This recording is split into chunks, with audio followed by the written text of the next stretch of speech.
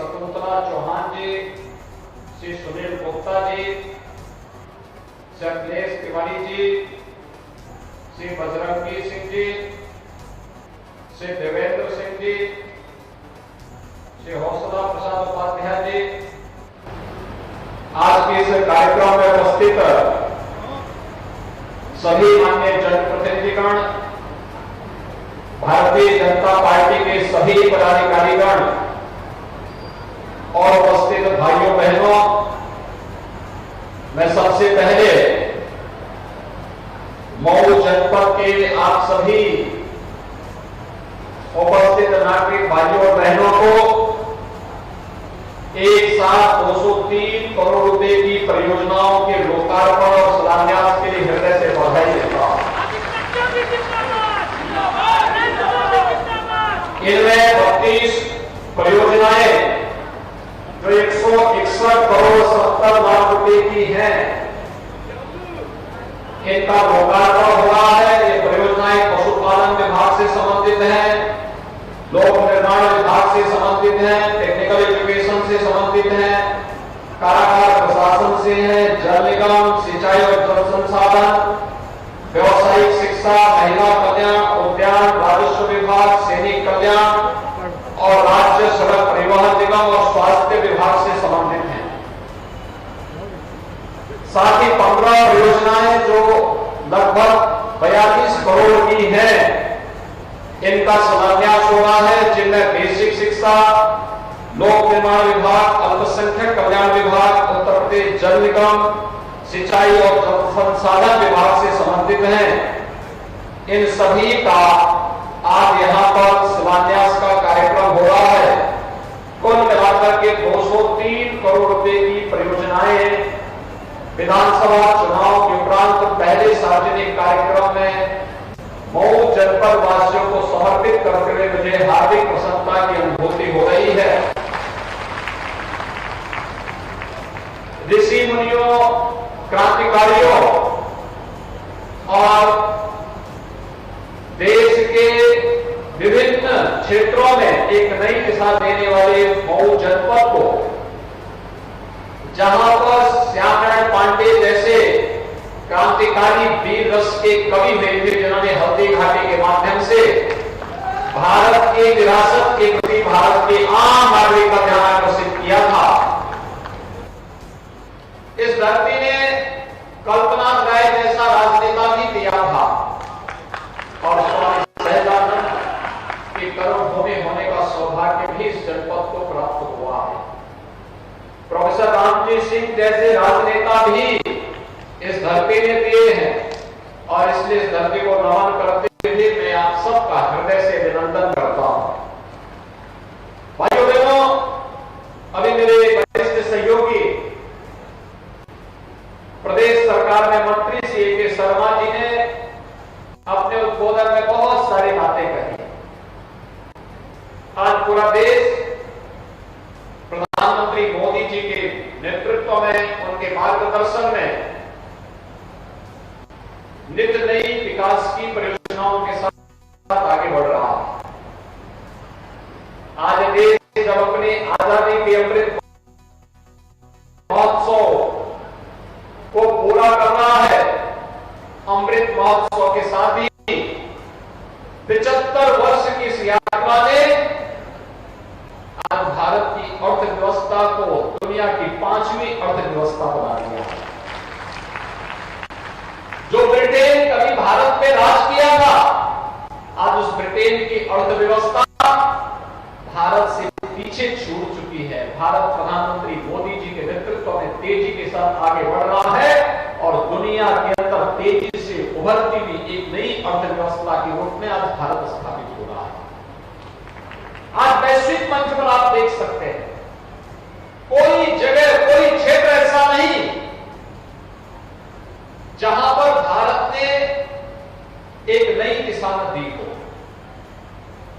और दुनिया के अंदर कोई भी रणनीति और कोई भी नीति ऐसी नहीं जो भारत के बगैर अब संपन्न हो सकती हो, आगे बढ़ सकती हो। भारत आज दुनिया को नेतृत्व दे रहा है क्योंकि आपके पास एक यशस्वी नेतृत्व प्रधानमंत्री मोदी जी के नेतृत्व में जो है, और इसीलिए आज उत्तर प्रदेश में भी हम लोगों ने प्रधानमंत्री मोदी जी के नेतृत्व में विकास की जिन परियोजनाओं को हाथ में लिया, गरीब कल्याणकारी योजनाओं को हाथ में लिया, रोजगार सृजन की योजनाओं को और आत्मनिर्भर भारत की परिकल्पना को साकार करने के जिन कार्यक्रमों को अपने हाथों में लिया है, आज वो साकार होता हुआ दिखाई दे रहा है। ए.के. शर्मा जी भी बता रहे थे, पूर्वांचल एक्सप्रेसवे ने प्रदेश की राजधानी से लखनऊ यानी मऊ से आपकी दूरी को कम कर दिया, लेकिन साथ साथ गोरखपुर वाराणसी 4 लेन में भी गोरखपुर की दूरी को भी और वाराणसी की दूरी को भी आपकी सीमित कर दिया है। एकदम आपके लिए 2 घंटे में वाराणसी, 2 घंटे से भी कम समय में गोरखपुर। आधुनिक यानी अच्छी सड़कें आवागमन के लिए ही नहीं, विकास के लिए भी आवश्यक है। और ये पूर्वांचल एक्सप्रेसवे जो हम दे रहे हैं, केवल एक्सप्रेसवे चलने के लिए नहीं है, इसमें जगह जगह औद्योगिक क्लस्टर भी बनने हैं। हमारे मऊ और आजमगढ़ के लोगों को, बलिया के नागरिकों को, नौजवानों को अपनी नौकरी और रोजगार के लिए दुनिया के अंदर नहीं देखना पड़ेगा, बल्कि दुनिया अपनी रोजगार और नौकरी के लिए यहां आएगी। इसके लिए एक व्यापक कार्य योजना के साथ हम कार्य कर रहे हैं।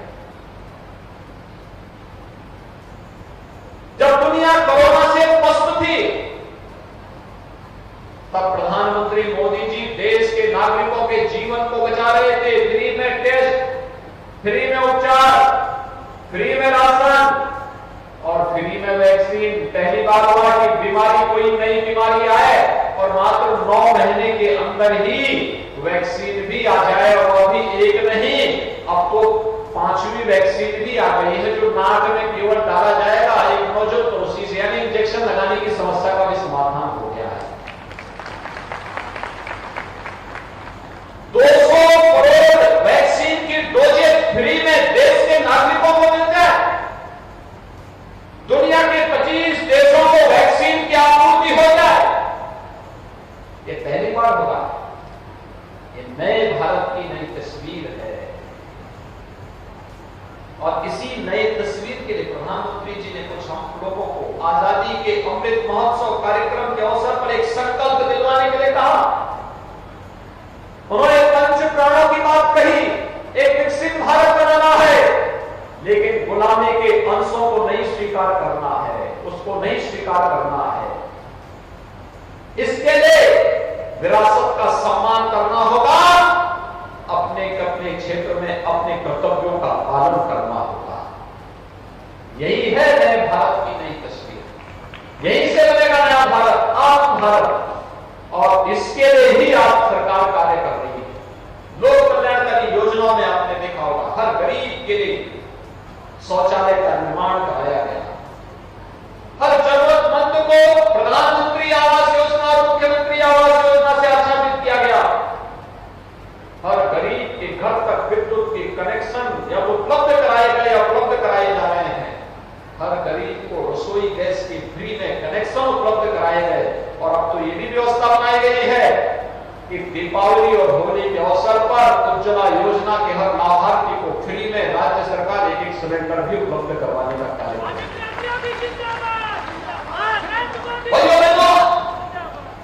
ये काम पहले भी हो सकता था। रोटी, कपड़ा और मकान देने की बात तो बड़ी बड़ी घोषणाएं होती थी, गरीबी हटाओ के बड़े बड़े नारे लगते थे, लेकिन ये कभी गरीबी हट नहीं पाई। गरीबों को कभी मकान नहीं मिल पाया, शौचालय नहीं मिल पाया, बिजली का कनेक्शन नहीं मिल पाया, वृद्धावस्था पेंशन नहीं मिल पाया, निराश्रित महिला पेंशन और दिव्यांगजन पेंशन नहीं मिल पाया, नौजवान के रोजगार के और महिलाओं के स्वरोजगार के लिए कोई कार्यक्रम नहीं हो पाए। पहली बार हुआ है जब इस पर सोचा जा रहा है। जब दुनिया कोरोना से पस्त थी, तब डबल इंजन की सरकार जनता जनार्दन की सेवा के लिए पूरी ताकत के साथ लगी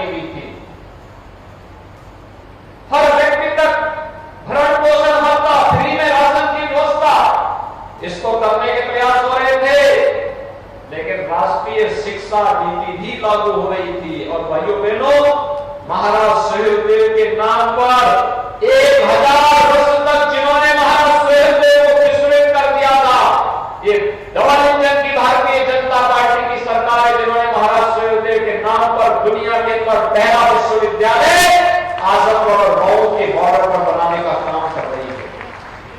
नए कॉलेज उसी से संबद्ध हो रहे हैं, वहां पर नियुक्तियां प्रारंभ हो चुकी हैं, वहां पर नया पाठ्यक्रम प्रारंभ होने जा रहा है, परीक्षाएं भी नए उसके बाद वही लोग देंगे। नया विश्वविद्यालय नए पाठ्यक्रम के साथ यहां के नौजवानों के बेहतर भविष्य की तस्वीर को प्रस्तुत करने जा रहा है। औद्योगिक क्लस्टर के माध्यम से इन संभावनाओं को विकसित करना होगा। निवेश के लिए अनुकूल वातावरण हम लोगों ने बनाया है। अपराध और अपराधियों के प्रति जीरो टॉलरेंस। अपराधी कोई भी हो, माफिया कोई भी हो, कितना भी बड़ा क्यों ना हो, कितना भी उसको बड़ा संरक्षण प्राप्त क्यों ना हो, अगर वो पाताल के अंदर भी छुपा होगा, वहां से भी उसको निकाल करके बाहर लाएंगे और कानून के शिकंजे में डाल करके उसको सजा दिला करके इस क्षेत्र के विकास को बाधित करने का पाप इन माफियाओं ने और उनके गुंडों ने किया है। ये क्षेत्र मेहनती था, पुरुषार्थी था। देश और दुनिया के अंदर जहां कहीं भी मऊ, आजमगढ़ और बलिया के लोग गए, जिन्होंने अपने परिश्रम से, अपनी प्रतिभा से, अपने पुरुषार्थ से वहां पर एक नई दिशा देने का काम किया। लेकिन यहां पर एक माफिया दीपक की तरह यहां को चाटते रहे, इसको खोखला करते रहे, यहां के विकास को बाधित करते रहे। विकास के लिए आने वाले पैसे को इन लोगों ने अपनी बड़ी बड़ी संपत्ति बनाने और हवेलियों को बनाने में लगाया। विकास के लिए आने वाले पैसे को चक्कर जाते थे, गरीब के लिए आने वाले पैसे को चक्कर जाते थे, और स्वयं के परिवार के लिए, स्वयं के लिए उस संपत्ति को हड़पने का पाप जो किया है, आज उसी बात की भरपाई उनसे और उनकी खानदान से सरकार करवा रही है। और हमने इसीलिए कहा, भ्रष्टाचारी और भ्रष्टाचार के खिलाफ जीरो टॉलरेंस अगर सरकार का एक उद्घोष है, तो नौजवानों के उज्जवल भविष्य के लिए अपराध अपराधियों के प्रति भी जीरो टॉलरेंस की नीति के तहत सरकार कार्य कर रही है। और उसी के तहत यह अभियान पूरे प्रदेश भर में हमारा चल रहा है। आज मैं आपके पास यही कहने के लिए आया, सरकार बहुत शुद्ध भाव के साथ कार्य कर रही है। भाइयों बहनों, विगत 5 वर्ष के अंदर हम लोगों ने प्रदेश के अंदर 5 लाख नौजवानों को सरकारी नौकरी दी, 1,61,00,000 नौजवानों को रोजगार के साथ जोड़ा, निजी क्षेत्र में निवेश और उससे प्राप्त होने वाली नौकरी और रोजगार के साथ जोड़ने का काम किया, और 61 लाख नौजवानों को स्वतः रोजगार प्रधानमंत्री स्टार्टअप की योजना के माध्यम से, प्रधानमंत्री मुद्रा योजना के माध्यम से, मुख्यमंत्री स्वरोजगार युवा स्वरोजगार योजना के माध्यम से, वन डिस्ट्रिक्ट वन प्रोडक्ट और विश्वकर्मा श्रम सम्मान जैसी योजनाओं के माध्यम से उन्हें स्वतः रोजगार के साथ जोड़ने का काम किया। और मैं आज आप सबका यही आह्वान करने के लिए आया हूं।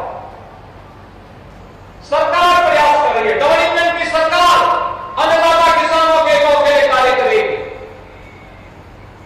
नौजवानों के उत्थान के लिए कार्य कर रही है, महिलाओं की सुरक्षा और उनके स्वावलंबन के लिए कार्य कर रही है।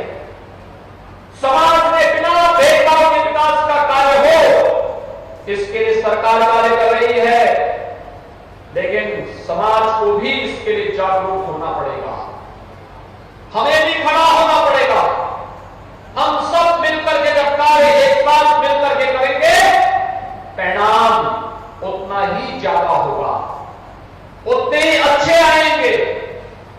हर व्यक्ति में कुछ कर गुजरने की क्षमता होनी चाहिए और एक ललक भी होनी चाहिए।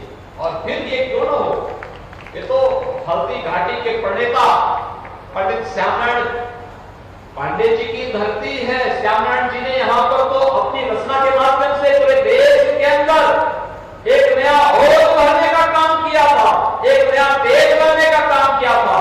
हल्दी घाटी का स्मरण कराते हुए गुलामी की बेड़ियों को तोड़ने के लिए जो आह्वान उस समय किया था कि भले ही राजनीतिक आजादी मिल गई हो, लेकिन अभी भी हम बंधन में पड़े हुए हैं।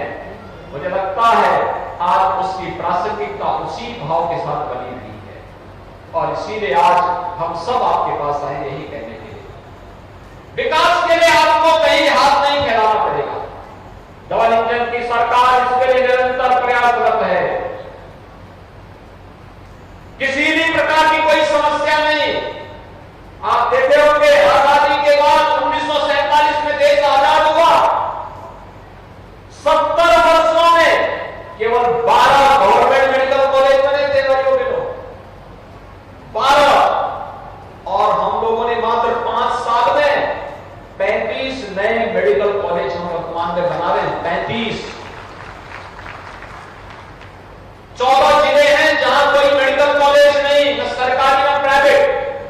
उन 14 जनपदों के लिए भी हम लोग पॉलिसी लेकर के आ रहे हैं, जिनमें बलिया भी है और मऊ भी है। इन दोनों जनपदों के लिए हम पॉलिसी लेकर के आए हैं।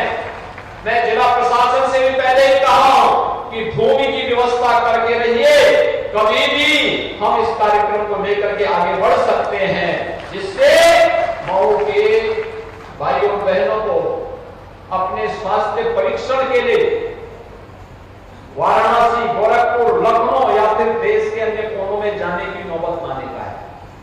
यहीं पर बेहतर स्वास्थ्य की सुविधा मिले। स्वस्थ समाज के निर्माण से स्वस्थ राष्ट्र के निर्माण की ओर हम अग्रसर हो, और उस प्रक्रिया का हिस्सा यहां पर हमें बनाना पड़ेगा। हम लोगों ने पहले ही कह दिया है औद्योगिक विकास विभाग से कि जितने भी सिप यूनिट हैं, ये कॉटन मिल है, वस्त्र उद्योग से जुड़े हुए जितने भी उद्योग बंद पड़े हुए हैं, जर्जर चीनी मिले हैं, इनकी एक व्यापक कार्य योजना बनानी चाहिए। जहां पर गन्ना होगा, इथेनॉल उत्पादन का की संभावना होगी, वहां पर चीनी मिल या बायोफ्यूल की यूनिट लगाने की कार्रवाई हो। जहां पर एमएसएमई के लिए कुछ स्पेस हो सकता है, उसको आगे बढ़ाने की कार्रवाई को आगे तैयार किया जाना चाहिए। और जहां पर हम वस्त्र उद्योग के लिए संभावनाएं देखते हैं, उसके लिए भी जो संभावनाएं बन सकती है, उसको हमें आगे बढ़ाने में कोई गुरेज नहीं करना चाहिए। लेकिन ये उद्योग हमारे नौजवानों के लिए रोजगार का माध्यम बनना चाहिए, उनके स्वावलंबन का आधार बनना चाहिए। मैं जब जाता हूं देश के अंदर कहीं भी, मुझे पूर्वी उत्तर प्रदेश का युवा वहां हर एक स्तर पर कार्य करता हुआ दिखाई देता है, हर एक जगह देखने को मिलता है।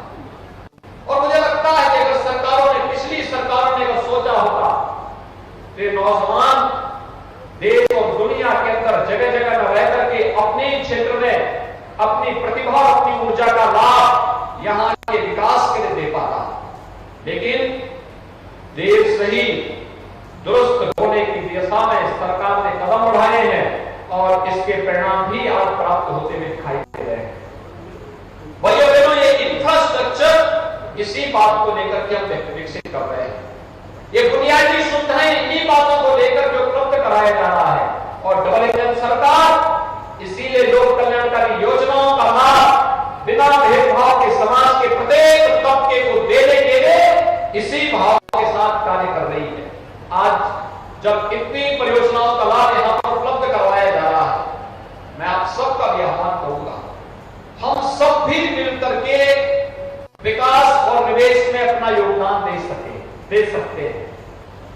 हम एक नई योजना लेके आ रहे हैं, ग्रामीण क्षेत्र में भी और नगरीय क्षेत्र में भी, मातृभूमि योजना। इस योजना में कोई व्यक्ति अपने पूर्वज के नाम पर अगर कोई गांव में सामुदायिक भवन, बारात घर या कोई अन्य योजना का कार्य प्रारंभ करना चाहता है, कोई सड़क के निर्माण में योगदान देना चाहता है, आधा पैसा वो देगा, आधा पैसा सरकार देगी, और उनके पूर्वज का नाम से एक पट हम वहां लगाने का काम कर देंगे। पूर्वज को भी आपकी कृतज्ञता होगी, साथ साथ विकास का कार्य भी होगा। पूरा गांव आपके पूर्वज के नाम पर विकास की एक परियोजना के साथ या लोक कल्याणकारी किसी परियोजना के साथ जुड़ेगा। आप भी अपने क्षेत्र से गए हुए लोगों का आह्वान करिए, उन्हें निवेश के लिए आमंत्रित करिए। अलग अलग फील्ड में, गांव में, शहर में, जनपद में हमारा गांव भी आत्मनिर्भर बने। प्रधानमंत्री जी ने आत्मनिर्भर भारत की बात कही है। आत्मनिर्भर भारत तब बनेगा जब गांव आत्मनिर्भर बनेगा, नगर आत्मनिर्भर बनेगा। हमने अपने विकास की योजना के लिए किसी के सामने हाथ फैलाने के लिए नहीं, बल्कि हम अपने गांव में राजस्व इतना बढ़ाएंगे, इतना उसकी आय बढ़ा देंगे कि विकास की योजना का और गांव के सामान्य खर्चों का सारी व्यवस्था हमारी ग्राम पंचायत करे, हमारी नगर निकाय स्वयं करे। सरकार एडिशनल उसमें सहयोग करके उसको स्मार्ट विलेज के रूप में या फिर उसे एक स्मार्ट टाउन के रूप में विकसित करने में अपना योगदान दे सके। और ये संभव है, हर व्यक्तिगत ध्यान देगा, ये संभव है। आत्मनिर्भरता में फिर रोजगार सृजन के लिए संभावनाओं को आगे बढ़ाना। ये क्षेत्र तो हैंडलूम के लिए प्रसिद्ध था, हैंडलूम पावरलूम के लिए नई तकनीक के साथ उसे जोड़ना, नया उन्हें कार्य देना।